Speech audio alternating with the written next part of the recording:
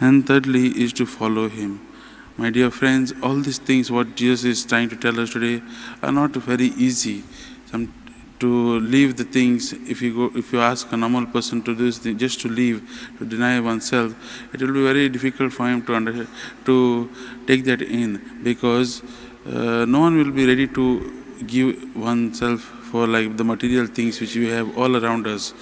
And Jesus is trying to tell us that to be the true disciple, we need to give our whole self to him and deny everything which the world has to offer.